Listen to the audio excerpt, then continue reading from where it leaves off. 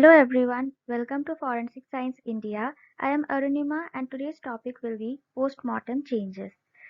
So as soon as death occurs, there are different types of changes that occur within the human body and they have been classified as immediate changes, early changes and late changes. The immediate changes are stoppage of functioning of the nervous system, that is the cell signaling that occurs, the synaptic signaling which occurs is immediately halted.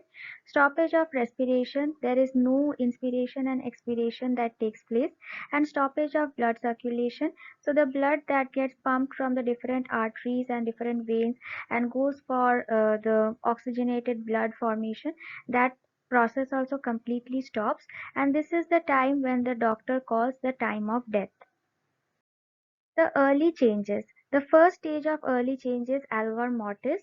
Algor mortis is also known as cooling of the body. The rate of fall of temperature does not follow proportionately. So, according to Newton's theory of caloricity, it states that the rate of fall of temperature is directly proportional to the surrounding environment and the temperature. But since the human body is made up of different muscles, different proteins, tissues, etc., that's why it does not follow the exact pattern. And also it is seen that the dead body depends from differing from different types of environment where the dead body is coming. So from the cadaver to cadaver there is a difference, and it also varies depending upon the weather, the monsoon, whether it is present in the water or whether the dead body was present deep below the soil or on top of the ground something. So all these factors affect the cooling of the body.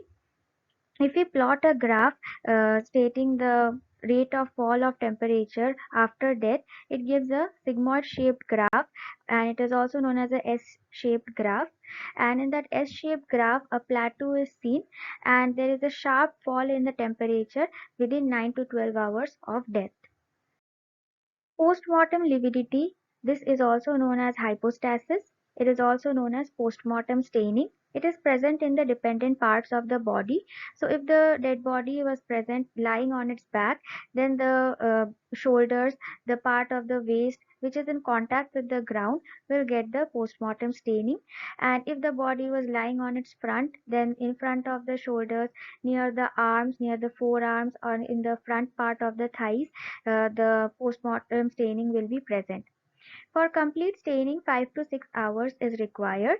The medical legal significance of such staining is it tells the time since death, that is, whether the death has taken place for more than 5 to 6 hours.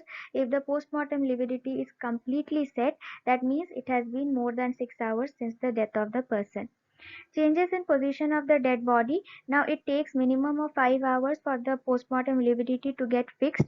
Before that, if the body is changed its position after death, then there will be a change in the postmortem staining.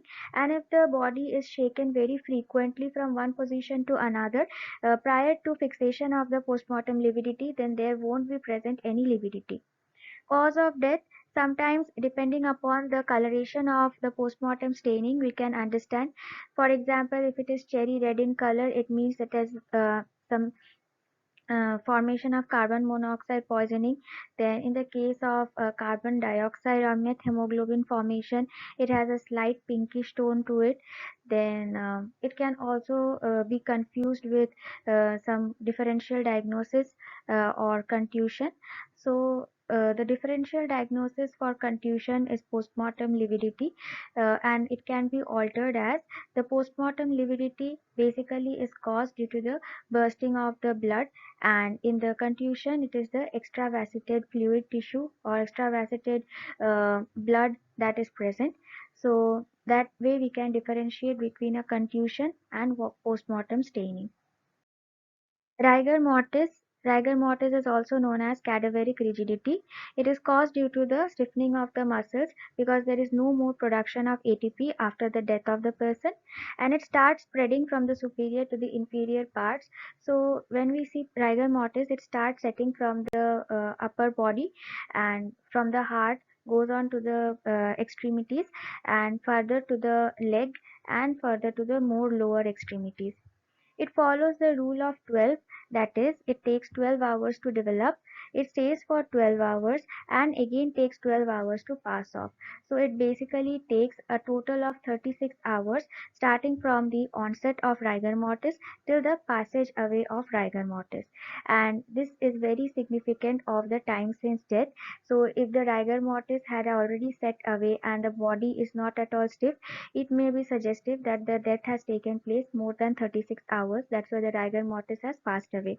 And if it is 12 hours death has only occurred, then the body will be completely stiff and it can show that the rigor mortis has started to set in. The late changes after death. The late changes of death generally take place after more than 48 to 72 hours of death, starting with decomposition. Decomposition is the first stage and it is where the body starts rotting. It is where the entomological evidences start surfacing in the open orifices of the body. Putrefaction refers to formation of some spoiled tissues. The tissues start decomposing, they start breaking down, because of which it gives away a very bad smell. Also sometimes the skin becomes dark black in color depending upon which situation or which environment the body is present. Like if it is present below water for a longer period of time, more than 48 hours, then there can be formation of washerwoman's feet. So this glove like formation will take place and it will just peel off from the body.